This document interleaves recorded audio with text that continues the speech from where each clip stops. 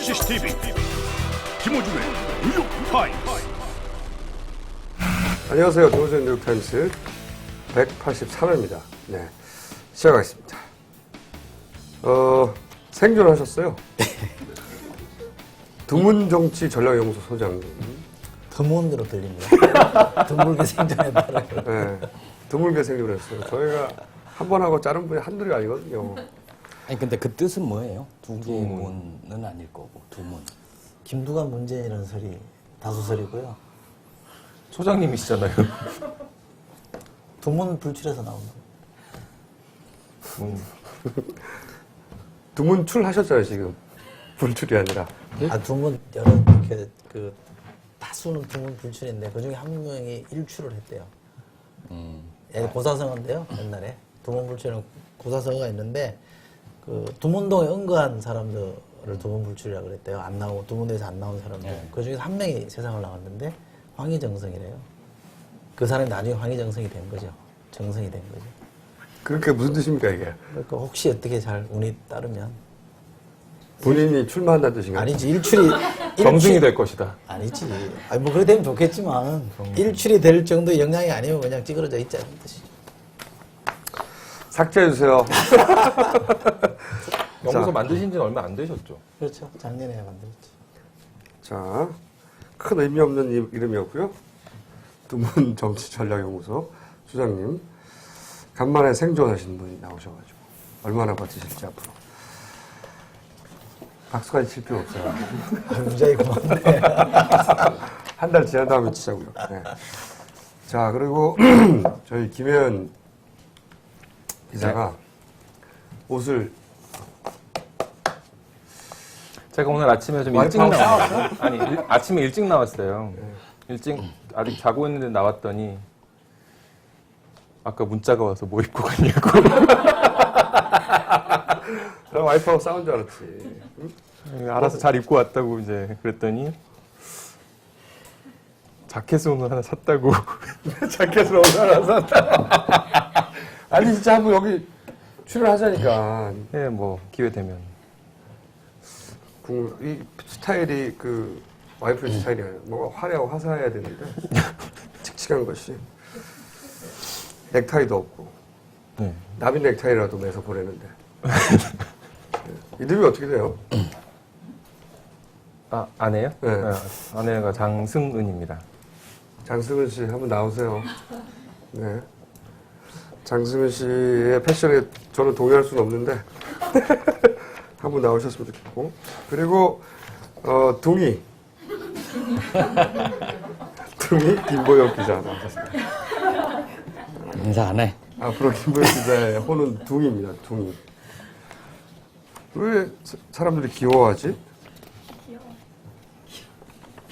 왜 귀여워요? 저 되게 무서워요 사실. 눈이 귀엽다고요? 취재원들이 제 앞에서 벌벌 떨어요. 귀여워서 너무 귀여워가지고 이렇게 귀여울 수가 있나요? 벌벌 떨어요. 한때 취재원이셨던 이철희 소장한테 여쭤보고. 보시죠. 벌벌 떨었어요. 귀여워서. 조심해. 너무 귀여워가지고 치를 떨게 하고. 너무 귀여워서 치를 떨게 하는 둥이 김보영 기자. 반장입니다. 반장 맞죠? 아직도. 이번 주면 끝입니다. 아, 그래요? 네, 민주당 반장인데? 그럼 부반장으로 다시 내려와요? 그렇죠. 제가 아주 그것 때문에 즐거워 죽겠습니다. 다음 주에 휴가지, 강등되지. 아 즐거워. 자, 방청사연. 이거 방청사연 짧게 하죠, 짧게. 오늘은 제가 하나 읽어볼게요. 한겨레 TV를 자주 보는데 김호준 뉴욕타임스가 제일 재밌는 건 누구도 부정하지 못하리라고 생각합니다. 김총수의 패기도 하지만 부드러운 카리스마를 보여주는 김보영? 부드러운 카리스마? 자꾸 강조하니까 이런 게 올라오는 거잖아요. 40대 중반임에도 귀엽다. 에휴. 너무 잘 어울리는 귀여움을 밀어내지 말라. 늘 퇴사의 마음이 생기는 상처를 치유받고 싶어서 방청 신청입니다. 누구십니까? 그 앞문장이 중요한 것 같아요. 새누리당 같은 회사 시스템과 새누리당 당원 같은 직원들 때문에 퇴사의 마음이 생긴다. 어딘데 회사가? 이 시간에 퇴근시켜주는 회사면 나쁘지 않은 회사 아닌가요? 6시가 퇴근 시간이니까. 그래도 민주당 같은 회사 아니죠. 네. 통합이죠.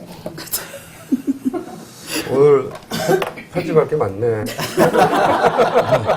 한때 민주당의 핵심 당직자가 그런 얘기를 하면 됩니까? 아니 지난주에 우리 김호준 총수가 그냥 몇 사람 모여 있는 게 정당이라고 그래서 김보엽 기자는 왜 귀여워요?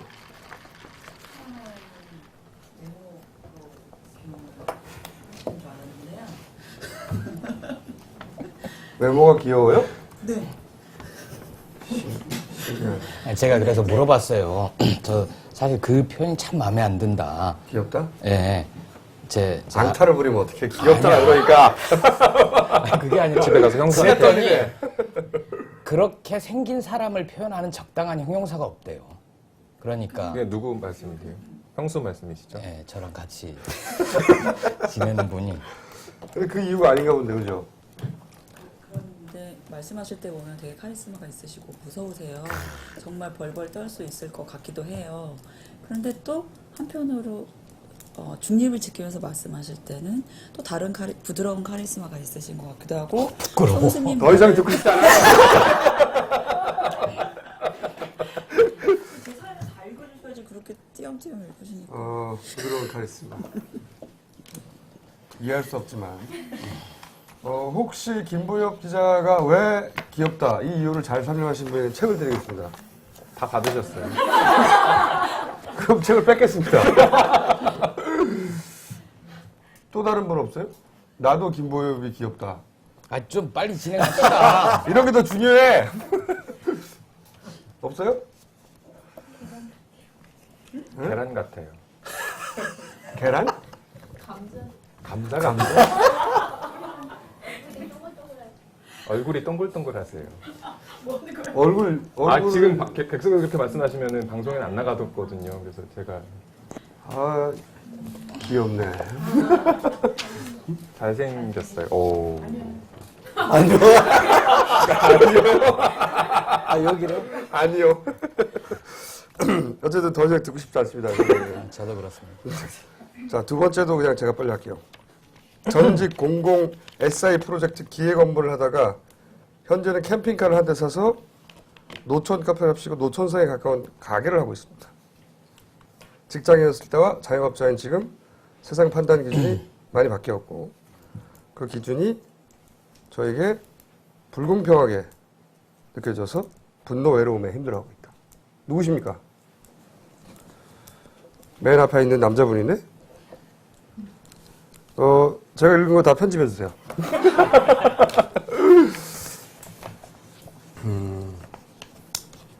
그러나 김유타를 방청하면 최근에 제 감정들 조금 더 객관적으로 받아들일 수 있지 않을까 싶어서 했다. 신청을. 이게 무슨 좀 풀어 설명해 주세요. 직장일 때와 본인이 자영업을 할 때 세상을 판단하는 기준이 어떻게 바뀌었어요? 일단은 제가 저를 볼 때 이제 가장 크게 바뀌었고요. 그 전에 이제 아무래도 직장인이고 어떤 바운더리 안에서 지켜지는 의미가 있었고 제가 하는 일이 정해져 있었잖아요. 그게 저한테 이제 전문가라는 그런 어떤 타이틀 같은 것도 줬었고 그랬는데 이제 지금은 물론 장사도 전문적인 일이고 하긴 한데 그냥 세상에 이렇게 툭 던져진 듯한 그런 기분이 드니까 그런 데서 아마 좀 약간의 그 자괴감 비슷한 게 좀 외로운 그런 느낌을 갖게 하더라고요. 직장인일 때 전문가셨어요? 그랬었죠. 네. 왜 시비를 걸고 그래? 그러니까 직장인이 전문가이기가 SI 프로젝트라는 게 이제 그런 모르는 거다. 웹 포탈 사이트 같은 걸 만드는 네. 예를 들어 이제 딴지일보 같은 걸 만들 때 웹 기획을 하셨구나. 저 같은 사람한테 이제 의뢰를 하는 거죠. 근데 지금은 못 파세요? 커피 팔고 있습니다. 왜 만드셨어요? 아, 그때 일이 워낙 그쪽이 이제 좀 치게 하다 보니까 몸이 못 버텨가지고, 아, 뭐 이 일을 밤새는 일을 많이 하거든요. 아, 그죠? 예, 조금, 예. 그래서 이제 위병이 좀 심해져서 나중에 좀 입원을 하고 나니까 이제 덕분에 이제 술, 담배를 다 끊었거든요. 거기까지 궁금하지 않아요. 어쨌든 노천 카페 장사가 잘 안 되시나 봐요? 오늘도 일찍 이렇게 끝나고. 주로 어디서 하시나요? 지금 이제 행주산성 앞에서. 행주산성. 네. 아, 캠핑카를 개조해서 네. 아, 그 왜 미국 같은 데 보면 캠핑카 네, 비슷하게 그거. 그래서 아이스크림 같은 것도 팔고 뭐 네, 이런 그거요. 예. 그거 불법 아닙니까? 아, 이제 그래도 최소한의 이제 행정적인 그 절차를 좀 경찰 좀 밟아서 불러주세요. 허가 받고 하시는 거죠? 샤딘샵으로 들어가 있어서요. 원래 이게 허가를 낼 수가 없죠. 원래 노천에서 하는 장사들이 그렇죠. 네. 어떻게 세금을 징수하거나 뭐 할 방법이 없기 때문에 노천 사람들은 홍보를 못 해드리겠네. 왜 행주산성 앞에서 캠핑카 차종이 뭡니까? 암호를 하나 찾고. 아, 암호를 그냥 하나 정하는 게 에어스트림이라고 왜 미국 캠핑카. 에어스트림이요? 예. 그거 사는데 돈이 상당히 들어가실 수 있어요. 그래도 가게를 넣는 것보다 싸니까요. 그래서 하루 매상이 얼마나 드세요? 오늘 너무 안 팔려서 그냥 정산 안 하고 그냥 왔는데. 제일 많이 팔렸을 때 얼마였습니까? 하루에? 그러니까 최근에 10만 원을 넘은 적이 별로 없는 것 같아요. 하루 매상이요? 예. 기름값이 안 나오잖아요, 그럼. 그렇죠. 아무래도 좀 이제 그러니까 세상에 대한 기준이 바뀔만 하네요. 하루 10만 원, 매출이 10만 원이라는 거잖아요. 그렇죠, 네. 이윤이 아니라. 예. 자, 오늘 빨리 해야죠. 아니, 이런 얘기 하다 끝내면 되지, 그냥. 그렇구나. 어디라고 그러셨죠? 행주산성 앞에서 캠핑카 보시면 커피 한 잔. 차종은 에어스트림이고. 그러면 제일 적었을 때는 언제? 얼마예요? 뭐 한두 잔 팔 때도 있고. 10,000원도 안 되는 거네? 몇천 원. 예. 몇천 원? 네. 몇 개월 내셨다고요? 지금 이제 2년 다 돼 가는데요. 예, 중간에 이제 물론 잘 될 때도 있어요. 잠깐 있었는데 요즘 같은 때 너무 춥다거나 너무 덥다거나 비가 많이 온다거나 아니면 뭐 돈 그럴 쉬는 날이 때는 좀, 많구나. 네, 그건 좀 거의 혼자서 그냥 이제 뭐 책 보고 그래도 잘 팔리는 날도 10만 원밖에 안 돼요? 뭐 많이 잘 팔리면 뭐 한 3, 40만 원도 팔았었죠. 네. 그렇게 걱정 안 해도 되겠군요. 자, 앞으로는 맨 앞에 앉지 마세요. 그리고 광고 있나요, 우리? 책. 자, 책은 그러면 우리 소장님한테 소개를. 야, 이거 어려운 건데. 한겨레가 아니네. 잘해주세요. 자, 이거 써 있는 대로 안 해도 되죠? 네, 알아서 네, 하시면 네. 됩니다. 혹시 제주도 다녀오신 분들 있어요? 다 다녀오셨어요? 저도 제주도를 되게 좋아하는데요. 제주도는 이게 먹을거리가 굉장히 풍성하대요. 그 중에 뭐 그저 생각하는 게 고등어, 갈치, 흑돼지 이런 걸 생각하는데 그거 말고도 많이 있답니다. 먹을거리가. 예를 들면 각재기국 아세요? 각재기국, 몸국, 골막국수, 객주리 조림, 깅이죽. 도대체 이름만으로는 도대체 이게 무슨 음식인지 알기 힘든 것들이 많은데요. 예컨대 이게 몸국이라는 거는요, 모자반이라는 해조류래요. 맛있어요. 맛있어요? 네. 옛날에 제주에서 잔치 때나 먹던 음식이라는데요. 돼지 사골과 함께 끓이기 때문에 올레길 걷고 온 사람들에게는 최고랍니다. 제주 사람들이 즐겨 찾는 제주의 대표 맛집 탐방기라네요, 이 책이. 쓰신 분은 강석균 씨라는 분인데요. 여행 작가이시고 문화 콘텐츠 전문 작가랍니다. 그래서 제주를 이렇게 다니면서 만났던 맛집들을 소개하는 책이 이 제주를 맛보다라는 거고요. 출판사에는 또 이런 게 붙어 있네요. 의리의 출판사랍니다. 넥서스북이라고요. 넥서스북에서 이 책을 지원해 주셨답니다. 고맙습니다. 왜 의리의 출판사죠? 넥서스북에서 지원을 해주셨으니까요. 책을 줘서. 여행 관련 책을 많이 내는 곳이죠. 우리한테 넥서스에서 책이 이거 말고도 여러 번 들어왔었네? 몇 번 왔었던 것 같은데요. 아, 그래서 의뢰 출판사. 제주 앞으로 돈으로 주세요. 민주당 경선이 제주에서 25일부터 시작하잖아요. 네. 아, 그래서? 네, 그래서 제가 이제 반장도 아니니까 현장을 열심히 갈 수 있거든요. 경선 한 일주일 전부터 내려가서 제주 경선 첫 경선이 굉장히 중요하잖아요. 일주일 전. 제주 민심을 그냥 확 훑어버리는 거예요. 그러면서 맛집도 다니고. 그래서 이 책을 소개하는 거예요? 아니 그런 건 아니고요. 여기 보니까 제가 가본 데가 하나 나오는데 경미휴게소라고. 몇 어디요? 페이지예요? 경미휴게소. 별로 중요하지 않은데. 160페이지인데 여기가 주요 메뉴가 문어와 해물 라면입니다. 이게 진짜 허름한 집이거든요. 간판도 없어요. 그래서 근데 신기한 건 내비를 찍으면 나와요. 되게 정말 근데 사장님 인심도 좋으시고 뭐 그냥 라면인데 왜 그렇게 맛있었는지 모르겠어요 정말. 문어도 맛있었고. 문어가 들어가서 맛있는 거예요. 문어가 들어가서 맛있을 수도 있겠죠. 여긴 정말 제가 추천하고 싶습니다. 이건. 네. 이 책에 160페이지만 찢어서 그러면. 자, 이 책 그만하고 이제.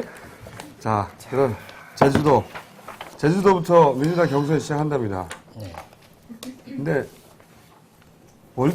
올림픽이 8월 10 며칠까지죠? 12일까지. 12일에 끝나요. 끝나는구나. 끝나고 나서 피해서 잡았네. 그래도 그렇죠. 올림픽 피해서 잡았죠. 민주당은. 새누리당은 지금 하고 있죠. 계속 하고 있고. 새누리당 하는 거 알아요? 비밀이에요. 자기들이 하고 있는데 졸라 비밀이야. 말.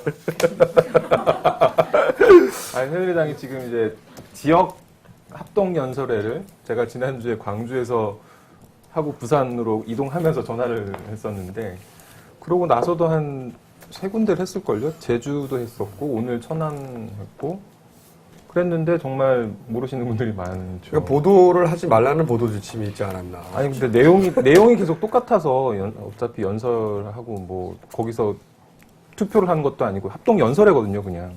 그렇다고 해도 근데 이제 하나 다른 이벤트가 있었어요. 지난 일요일에 그 파주 헤이리에서 3040 정책 토크라고 30, 40대의 뭐 보육, 주택 그런 정책들을 각 후보들이 이렇게 발표하는데 나름대로는 신경 써서 타운홀 미팅을 하려고 그런 장소를 잡았어요. 파주 헤이리에 있는 어떤 아트홀이었는데 타운홀 미팅하면 보통 이제 그 오바마 생각이 주민들이 나죠. 와야 되는데 저 주민들이 와서 타운홀이 쫙 이렇게 앉아가지고 네. 주민들이 궁금한 거 물어보고 거기서 중간에 서서 이제 오바마가 이제 여기 보고 얘기하다가 또 저기서 질문하면 저기 보고 얘기하다가 뭐 이런 걸 갖다 생각을 했는데 질문은 그렇게 안 받고 준비된 패널로부터 질문을 받은 게 끝이었죠. 원래 걔네가 그래요. 그리고 30, 40대 3040 정책 토크 이제 뭐 그 지상파 방송에서 중계를 하다 보니까 그림이 예뻐야 된다 이런 판단을 했나 봐요. 그래서 주최 쪽에서 카메라 잡히는 곳에는 3040 아닌 분들은 좀 안 앉아주셨으면 좋겠다고. 근데 처음에 이제 문을 열어놨더니 중간에 좋은 자리에 이제 보기에도 그 세대가 아닌 분들이 앉아 계셨던 거예요. 좀 옆으로 좀 앉아주시라고 뒤로 좀 가주시면 안 되냐고 주최 쪽이 그러는데 그때 기자들이 도착을 한 거죠. 아마 기사를 안 보셨겠지만 기사를 보시면 다 그 대목이 들어가 있을걸요. 주최 쪽에서 좀 비껴달라고 했다. 근데 그마저도 관심을 못 얻고 있는 그런 상황입니다. 그러니까 박근혜 의원이 되는 게 너무나 자명하니까 뉴스가 전혀 안 되고 있는 거지.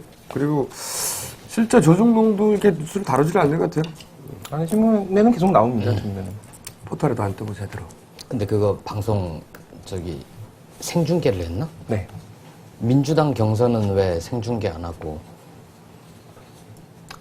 왜 김혜연 기자한테 따지고 제가 방송국 관계자는 아닌데 그날 아마 OBS에서 생중계를 했던 것 같은데요. 경기도에서 해서? 네. 그렇군요. 오늘 편집할 거 같네요. 자기들끼리 말하고 끝나고. 저 오랜만에 보거든요. 궁금한 거 끝나고 나서 물어보란 말이야, 서로. 어쨌든 컷오프를 했어요, 민주당. 이것도 사실은 뭐, 모르시는 분이 많죠. 그죠? 몇 명이었더라? 총 다섯 8명, 여섯 8명 중에 5명으로 추렸던 거예요? 그렇죠. 그죠? 네. 김영환, 김정길, 조경태 후보가 나왔다는 걸 아세요? 아시면 우리나라 5% 안에 들어가는 거야, 진짜로. 왜요? 그래도 제일 늦게 나온 김정길 후보는 몰라도 조경태 후보는 민주당 그 지도부 경선 끝나자마자 다음 날 제일 먼저 선언을 했고 정치부 기자니까 아는 거지. 조경태 의원이 누군지도 잘 몰라요. 부산 3선, 알죠. 그것도 내리 삼선. 내리 3선. 네, 안민석 의원이라고 있어요. 그 양반한테 의원님 삼선이시죠? 그러면 아니요, 내리 삼선이요.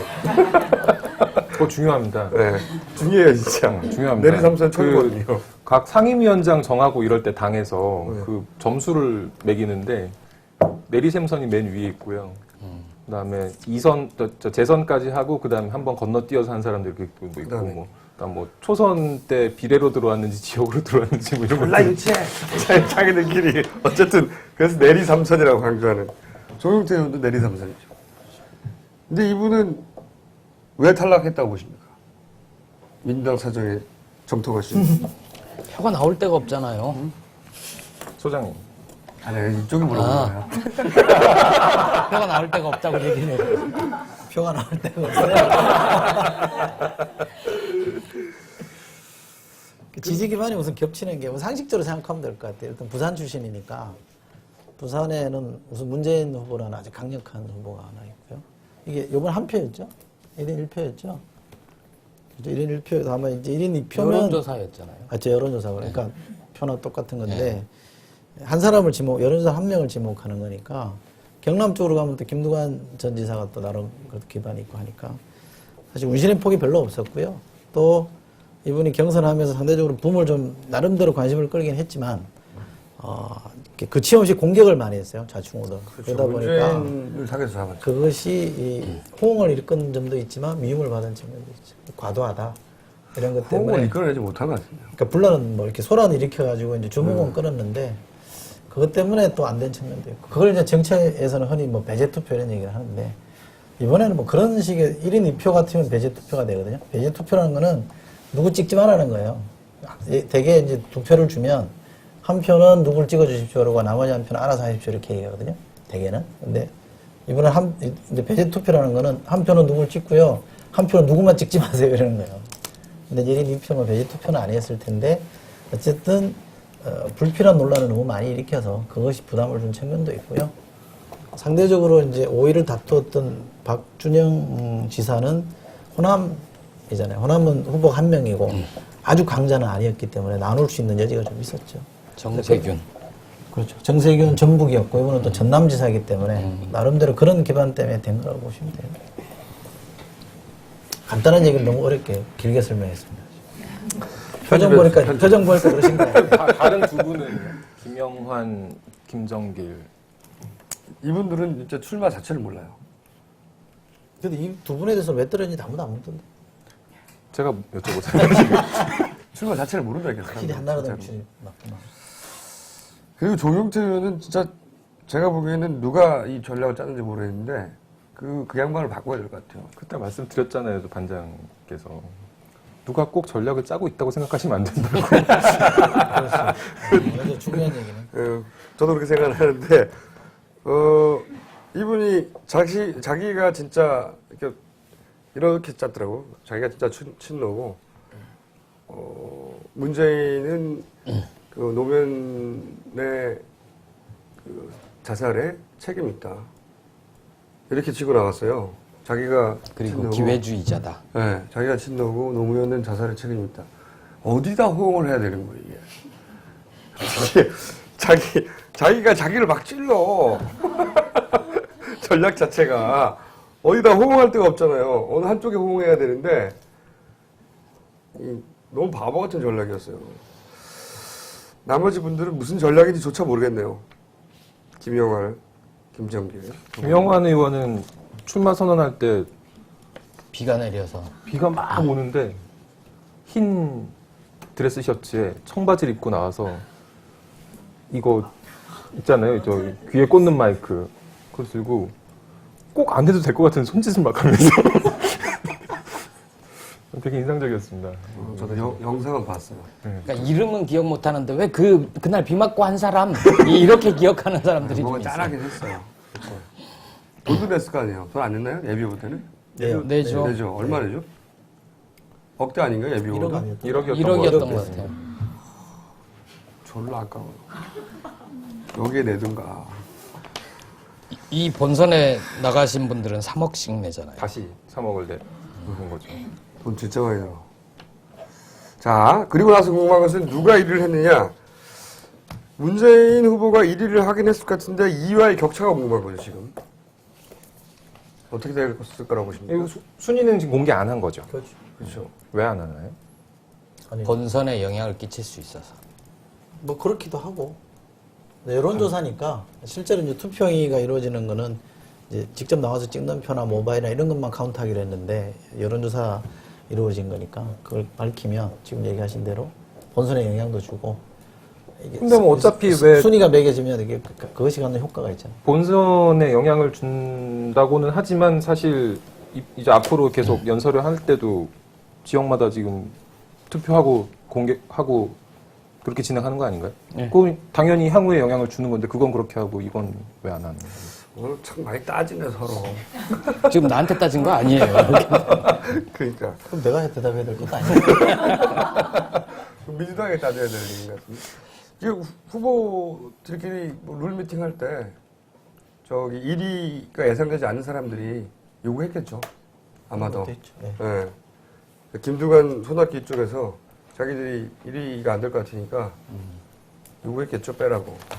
요번만 그런 건 아니고요. 대부분 그래요. 관례상 되게- 그렇다고 되게 그냥 컷오프는 다 공개를 안 물어보면은 했어요. 대부분 그냥 관례상 그렇다. 컷오프는 공개 안 했다. 이렇게 얘기를 하는데 그러니까 실제 컷오프는 궁금해서. 누가 1등이냐가 중요한 게 아니고 이제 격차가 좀. 뒤에 사람들을 걸러내는 게 우선이니까 그 사람 거기- 걸러내는 게 목표니까. 격차도 궁금해요, 저는. 1위와 2위의 격차가 얼마였을까?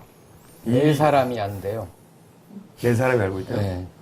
이 격차를. 그 중에 한 명은 제가 아니고요. 이해찬 대표, 그 다음에 선관위원장 했던 지난번에 국회의장 했던 그분, 임채정. 임채정 세상이죠. 선관위원장, 그리고 여론조사 업체 사장 대표들 2명, 이렇게 해서 4명만 안다고 그래서 제가 더 이상 취재 안 했어요. 근데 이 결과를 놓고 각 후보 쪽에서 다 자기들한테 유리한 숫자를 내놔요. 그렇죠. 문재인 후보 쪽에서 취재를 하면 절반 넘었다. 55%가 1위였고 나머지 7명의 후보의 합산이 45%다. 이렇게 얘기를 하고 손학규 후보 쪽에서는 1, 2 차가 거의 안 나고 내가 2등이다. 김두관 후보 쪽에서는 사실상 순위는 모르지만 선두권 형성에 들어갔다. 그런 식으로 말씀들을 하시죠. 저다 말하고 해야 되겠네. 그리고 나서 이제 8월 23일부터 언제까지죠? 9월 16일. 23일이나 하네? 순회 공연. 전지현 뭐였죠 이게? 이게 왜 전지현 방식이죠? 전자 전화 지정한 투표소. 전화? 현장 투표. 전화였잖아요. 전이 모바일. 그렇지. 모바일. 전화. 지정한 투표소. 현장 투표. 그래서 전지현. 그래서 괜찮아요? 이거 누가 정한 거예요, 이거? 누가 정했는지 모르겠는데 네. 이거를 추미애 의원이 발표를 하셨죠. 나와서 이게 전지현 방식이다.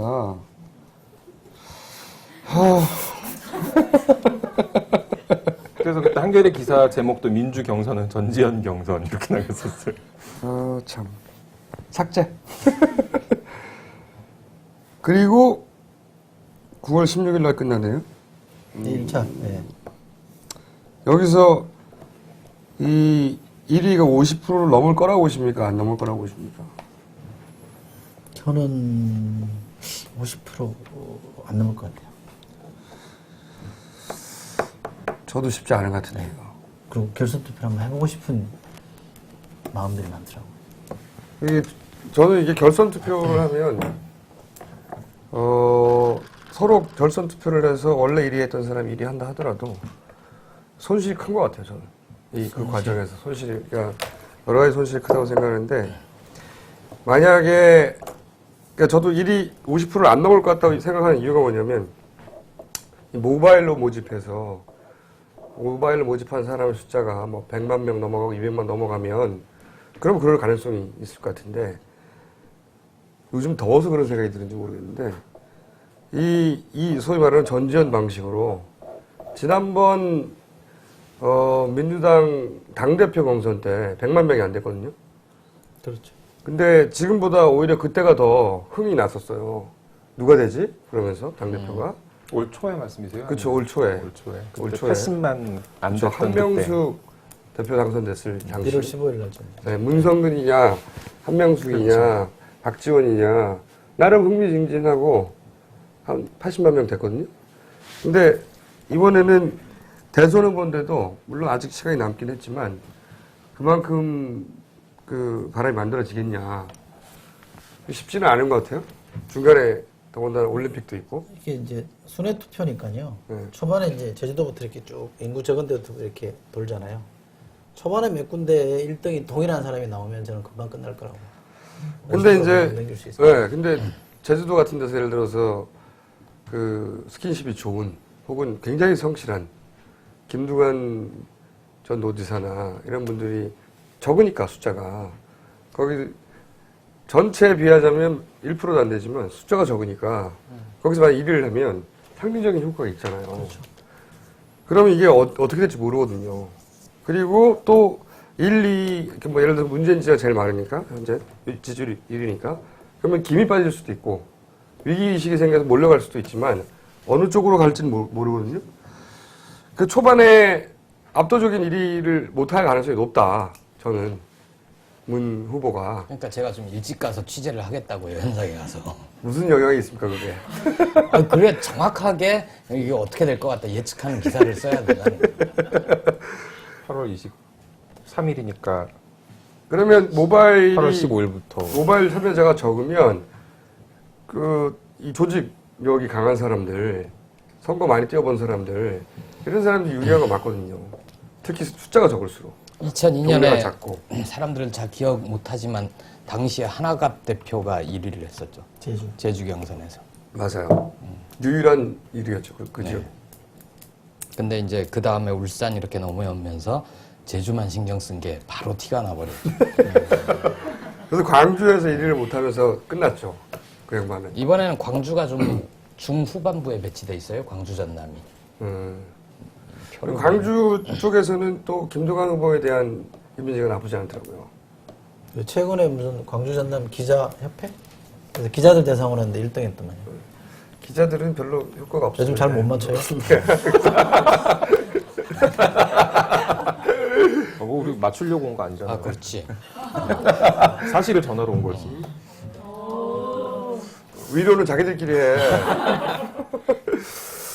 어쨌든 그렇게 돼가지고 만약에 초반에 조직표가 표가 작은 지역에서 이렇게 1위를 서로 왜 이번에 누굽니까 이번 당대표 이해찬 대표도 그래서 끝까지 거의 죽을 뻔하다 살아났죠.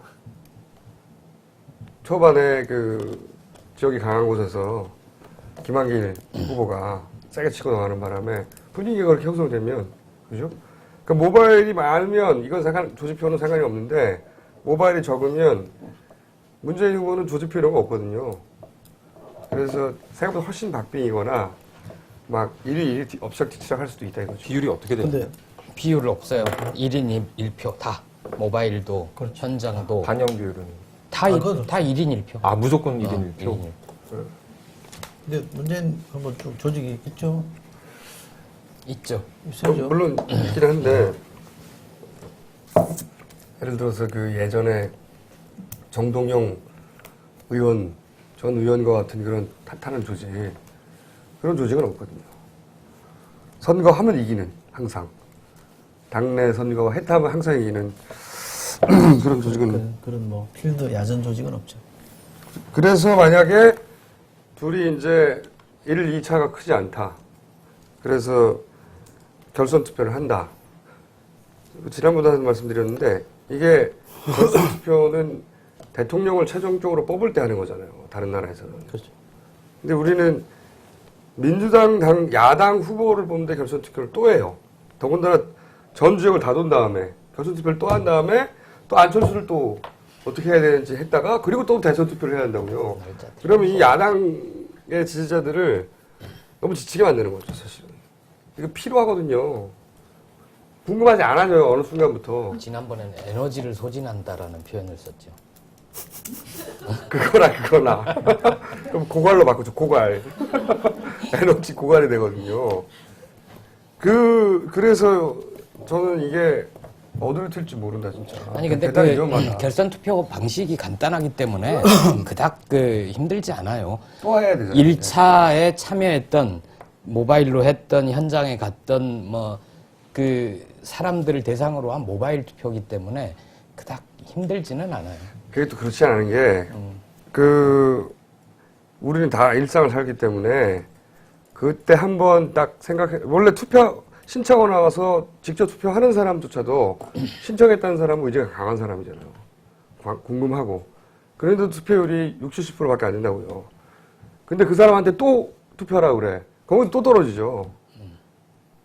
그러니까 그러면 이게 100만 명이 했어도 100만 명이 신청하고 60만 명 했는데 그 다음에 또 떨어지면 30만 명이 되는 이런 식으로 떨어지고 그것도 정확하게 반영이 안 되고 민의가 뭐 이런 하여튼 문제가 좀 있습니다. 이 결선 투표제는 상당히. 결정된 거 어떻게 해요? 그냥 해야지. 네. 어떻게 보십니까?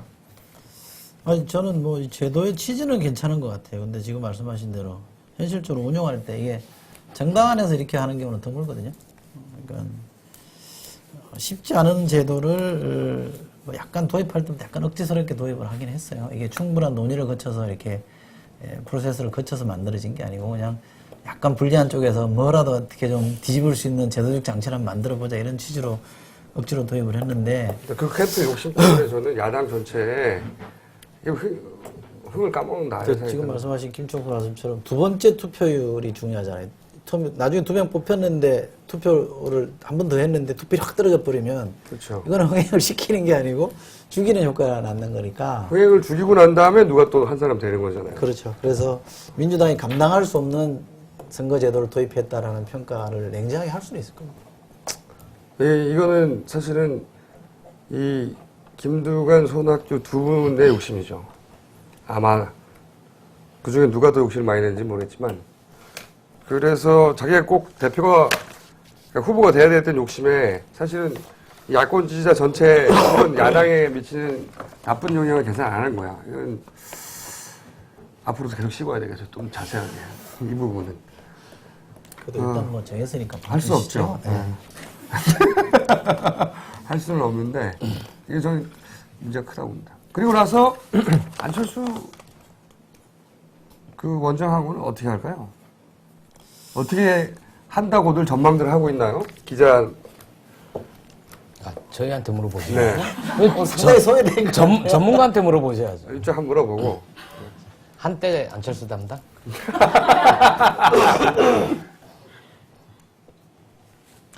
그 이름을 입에 올려본 지가 너무 오래돼서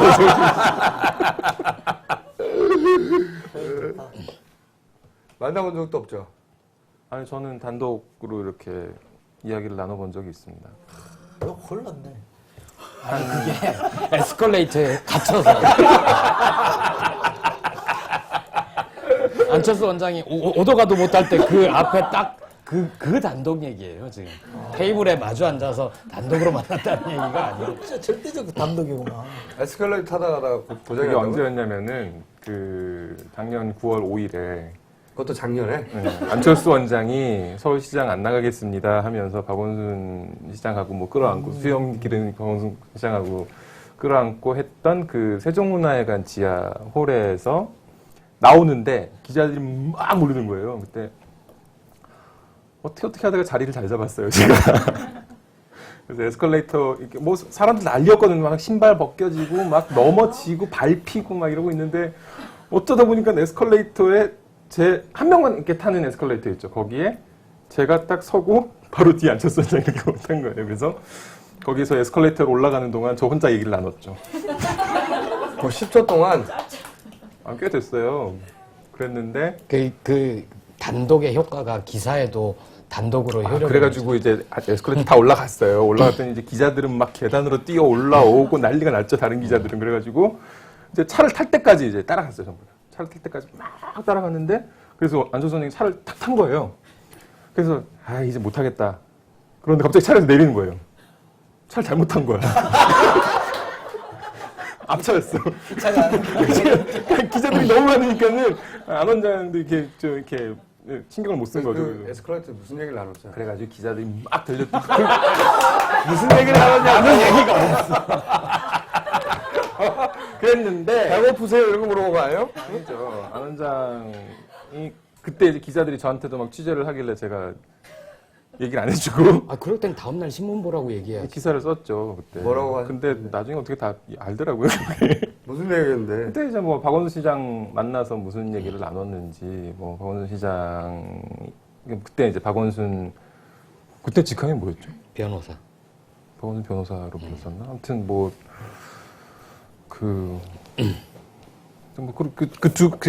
딱 4명만 만난 자리였잖아요. 그게 이제 외부에 많이 알려지지 않은 상황이었는데. 자주 보내. 알았어요. 무슨 말을 했는데? 안 원장이 무슨 말을 저한테 해줬냐고요? 네. 뭐 좋은 말씀 나눴어요.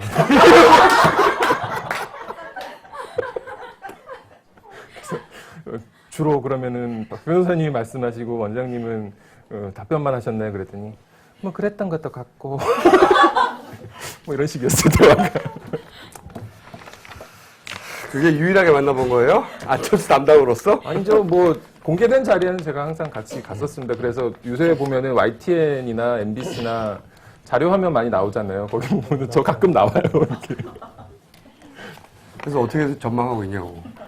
근데 그 이름을 입에 올려본 지가 너무 오래됐어. 근데 단일화를 해야 되나요? 출마도 안 하셨는데. 아니, 한다면. 한다면 뭐 지금 그 얘기를 몇 번이나 하세요, 근데. 궁금하잖아. 일주일 사이에 또 새로운 뉴스가 나왔을까봐. 민주당에서는 뭐래요? 민주당 출입 반장님? 민주당에서 바뀐 거 없으면 말씀. 얘기하지 마. 바뀐 거 없으면. 바뀐 거 없습니다.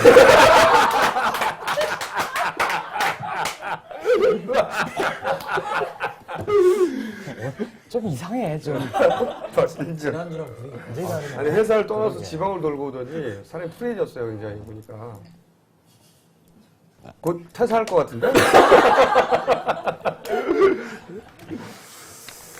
요새 나오는 얘기는 이제 문재인 고문이 처음 한겨레 하고 인터뷰를 하면서 공동정부론을 굉장히 일찍 얘기했잖아요. 문 후보 자신이 출마 선언도 하기 전에 공동정부론을 처음 얘기를 했는데 거기에 대해서 너무 일렀던 거 아니냐.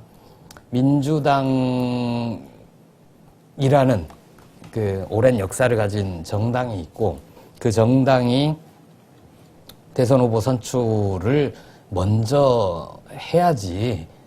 너무 지금 이 바깥에 있는 당 바깥에 물론 정책적이나 뭐 이런 걸로 보면 가까운 또 야권의 든든한 뭐 박근혜를 눌러주니까 참 좋고 그렇긴 하지만 이 큰 정당의 주요 인사들이 너무나 자존심 없이 어느 한 지지율 높은 훌륭한 교수에게 마치 다 넘겨줄 것처럼 그러는 건 좀 문제 있는 거 아니냐.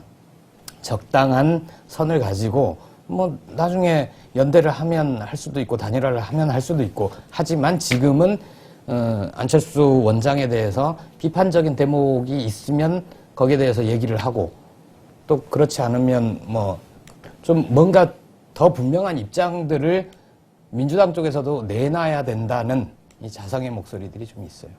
그게 바뀐 거예요. 민주당 전체 후보 지지율 다 합친 것보다 네. 안철수 원장의 지지율이 더 높기 때문에 현재 스코어, 더블 스코어로 거의. 나머지 다 합친 것보다 높아요. 새누리당에서 비판하는 부분하고도 일치하네요, 그게. 묘하게. 새누리당은 좀 대놓고 조지고. 그거 말고 이제 새누리당에서도 이제 뭐 우려를 가장한 거라고도 보시겠지만 민주당이 지금 역사가 몇 년인데 대선 후보를 못 내면은 그게 자기네들도 자존심이 있는데 그게 용납이 되겠냐. 당내 반발도 심할 것이다. 그리고 또 한 가지도 현실적인 문제가 새누리당이 민주당을 걱정해 줄 거라고 생각하세요? 그 앞에 단서를 달았잖아요. 그러니까 조건을 달았는데 어쨌든 현실적인 문제도 있는 게 당 대선 후보 못 내면 그 국고 보조가 이렇게 줄어들지 않나요? 그러니까 뭐 거기에는 여러 가지 절차들이 있을 수 있죠. 단일화돼서 혹시나 단일화돼서 안 원장으로 됐는데 안 원장이 대선 출마 전에 민주당에 입당한다면 문제가 없을 수도 있고 아니면 그렇지 않으면 민주당 자체 대선 후보가 나오지 않으면 그 국고보조금 지원을 받지 못하죠. 대선을 치르면 주는 국고보조금. 그런 문제는 있을 수 있어요. 그것까지 우리가 고민할 필요는 없다고 봐요. 네. 문제는 누가 고민해야 되죠, 그걸? 그럼 민주당에서 고민하면 되죠. 돈 받아 쓸 사람. 당 완전히 떠나셨어요, 지금? 왜? 떠나셨어요? 그렇지. 당적이 없으니까 뭐. 당직을 갖고 있다가 당적이 없어졌으니까 떠난 거라고 할 수도 있죠. 뭐 민주당이 고민할 일이고. 지난주에도 말씀드렸듯이, 근데 민주당이 그렇게만 생각할 게 아닌 것이, 안철수 원장이 나옴으로 해서, 박근혜 후보를 누를 사람이 없다. 이 대세를 어떻게 막을 것인가. 박근혜 의원이 정말 대통령이 될 건가 보다 하는 불안감이나 이쪽 진영에, 또는 저쪽 진영에 되긴 되나 보다 하는 자신감이 사실은 많이 주저앉았다 이거죠. 위로받거나. 그래서, 문 후보가 되든, 문 예비 후보죠. 혹은 김두관 예비 후보가 되든, 또는 뭐 손학규 예비 후보가 되든, 민주당의 후보가 단일화돼서 한 사람이 되면, 그러니까 선출되면, 안철수 원장하고 단일화하기 전에도, 그 사람하고 박근혜하고 이렇게 붙여도, 이기진 못하더라도 비슷비슷해지는 효과. 여론조사 지지율로는 그렇게 나오죠. 그러니까요.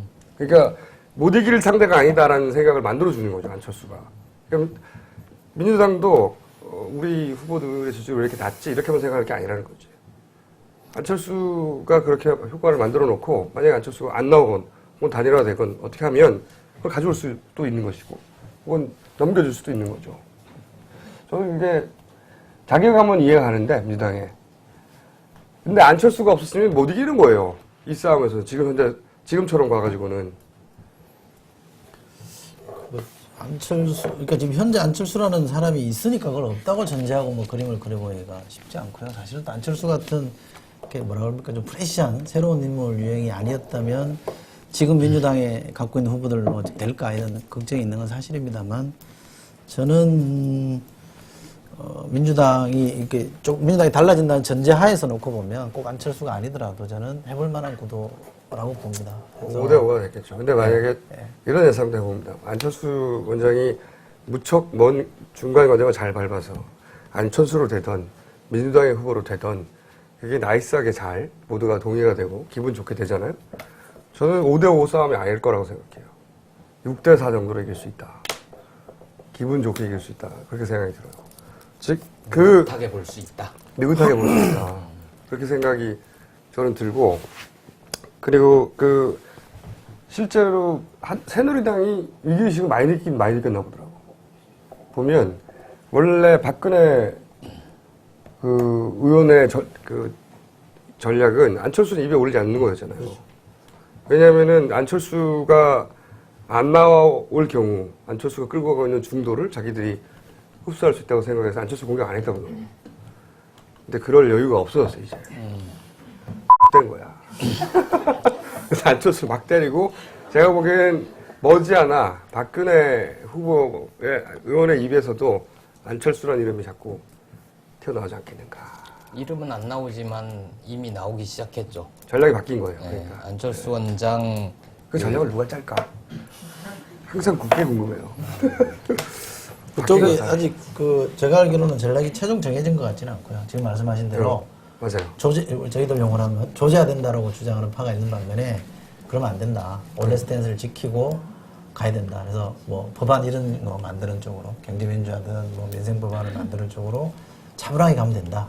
그리고 어차피 굳이 이제 개념적으로 나눠보면 안철수 원장에 대한 검증을 정치권이 끼어드는 걸 정치적 검증이라고 본다면 그러지 말고 바깥에서 이루어지는 뭐 왜냐하면 여권이 동원할 수 있는 조직도 많이 있으니까 그래서 사회적 검증으로 걸러내면 상당히 많이 거품을 뺄 수 있다 이런 주장을 하는 사람도 있어요. 그래서 이게 막 싸우고 있는 것 같아요 지금은. 근데 너무 나갔다 싶은 거는 좀 해서 반성하는 기류가 좀 생겼더라고요. 그래서 격하게 막 덤빌 것 같지는 않아요. 조금 이렇게 이른바 튜닝을 좀 하는 것 같아요. 조정을 좀 해서 약간 정제된 대응을 할 것 같긴 합니다. 근데 지금 말씀 주신 것처럼 적신적으로 굉장히 패닉 상태에 와 있어요. 그러니까요. 네. 한 명, 문재인 한 명도 아니고, 혹은 또 다크호스 김두관만 있는 것도 아니고, 안철수도 상대잖아요. 골치 아픈 거야. 우리는 박근혜, 저쪽에 박근혜 하나만 보이니까, 박근혜를 어떻게 이기지? 좀 대단히 강력한 상대다라고 생각하는데, 저쪽에서는 이게 3명이나 있는 거예요. 김두관이 치고 올라올지도 모르고, 문재인하고 안철수가 어떻게 할지도 모르고, 그러니까 그렇게 걱정 안 하셔도 된다, 이거지.